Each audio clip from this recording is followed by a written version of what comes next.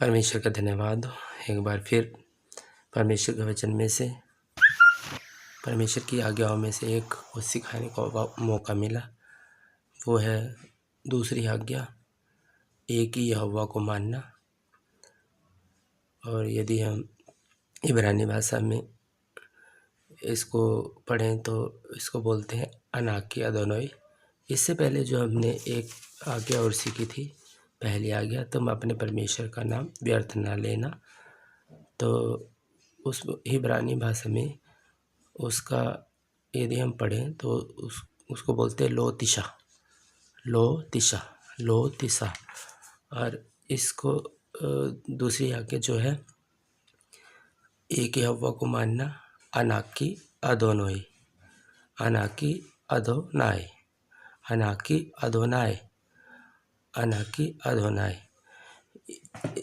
इससे पहले जो आज्ञा थी उसमें भी हमने पहले 31 का 1 और निर्गमन 34 का 28 में कि ये आज्ञाएं हमें कहाँ से मिली और कैसे आई हमारे पास। पहली आज्ञा और दूसरी आज्ञा, ये दोनों आज्ञाएं और 8 और आज्ञाएं वो कैसे हमें मिली।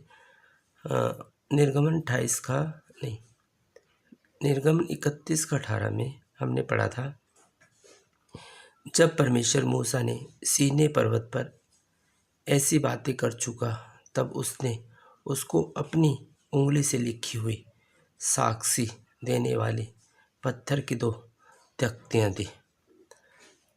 परमेश्वर यहोवा ने अपनी उंगलियों से ही लिखकर वो 2 तख्तियाँ दी थी।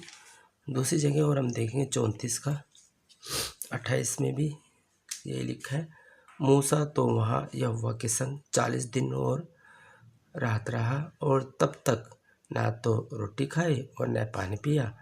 और उसने उन तख्तियों पर वाचा के वचन अर्थात 10 आज्ञाएं लिख दी।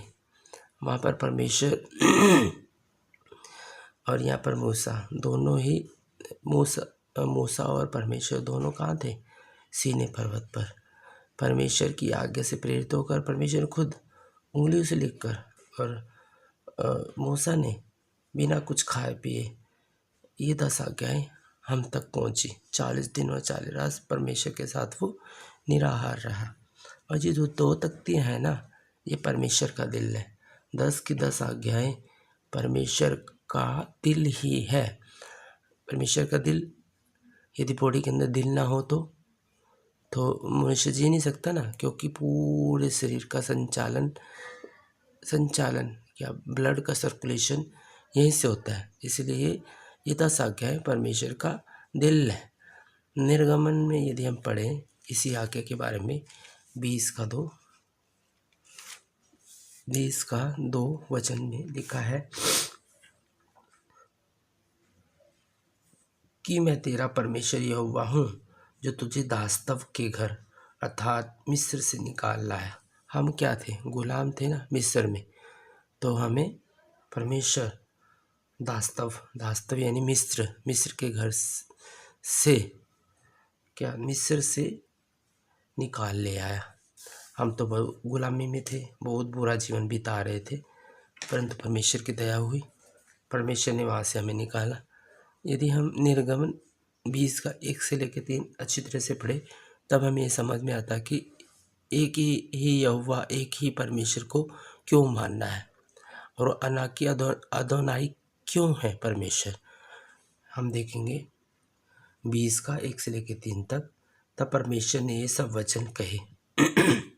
ये परमेश्वर के द्वारा ही कहे गए ये वचन कि मैं तेरा परमेश्वर यहोवा हूँ जो तुझे दास्तव के घर अर्थात मिस्र से निकाल लाया हूँ। तू मुझे छोड़ दूसरों को ईश्वर करके न मानना। तू मुझे छोड़ दूसरों को ईश्वर करके ना मानना। एक ही परमेश्वर को मानना, एक ही परमेश्वर को, एक ही यहोवा को मानना, अनाकी अदनाय। यदि हम व्यवस्था विवरण में देखें परमेश्वर के वचन में से 28 का 1 में से, यहाँ पर क्या लिखा है? 28 का 1, यदि तू अपने परमेश्वर यहोवा को यदि तू अपने परमेश्वर यहोवा की सब आज्ञाएं जो मैं आज तुझे सुनाता हूँ, परमेश्वर की जो आज्ञाएं जो है परमेश्वर को यहाँ पर यदि तू अपने परमेश्वर यहोवा की सब आज्ञाएं जो मैं आज तुझे सुनाता हूँ चौकसी से पूरी कर उन्हें कोचित लगाकर उसकी सुने, तो वह तुझे पृथ्वी की सब जातियों में श्रेष्ठ करेगा। यदि हम परमेश्वर की जो आज्ञाएं हैं ना, इनका पूरा पालन करें तो सब जातियों में श्रेष्ठ तू समझा जाएगा। परमेश्वर का अनुग्रह, परमेश्वर की दया देखिए, यदि हम उसके आज्ञा पालन में चलते हैं तो हमें सबसे श्रेष्ठ, पृथ्वी भर में जितनी भी जाते हैं सबसे श्रेष्ठ करता है। यदि हम परमेश्वर के वचन में से एक और जगह देखें, व्यवस्था विवरण में से ही 6 का 5, 4 और 5, 6 का 4 और 5 यदि पढ़े हम, हे इज़राइल सुन, यहोवा हमारा परमेश्वर है। हे इज़राइल सुन, यहोवा हमारा परमेश्वर है। यहोवा एक ही है, यहोवा एक ही है। तो अपने परमेश्वर यहोवा से अपने सारे मन और सारे जीव और सारी शक्ति के साथ प्रेम रखना। यदि हम अपने परमेश्वर से सारे मन, सारे जीव यानी प्राण और सारी शक्ति के साथ प्रेम रखें, परमेश्वर की तरफ से यह आज्ञा है। इन आज्ञाओं का पालन करके परमेश्वर ने हमारे लिए कैसे ठहराई है, उनका पालन करने से हमें परमेश्वर सबसे ऊंचाई पर रखता है। परमेश्वर का वचन जो दूसरी आज्ञा थी आज इतना है, और आगे और भी आज्ञा है। तीसरी आज्ञा, तू व्यभिचार न करना, वो मैं अगली सीढ़ी में आप लोगों को बताऊंगा।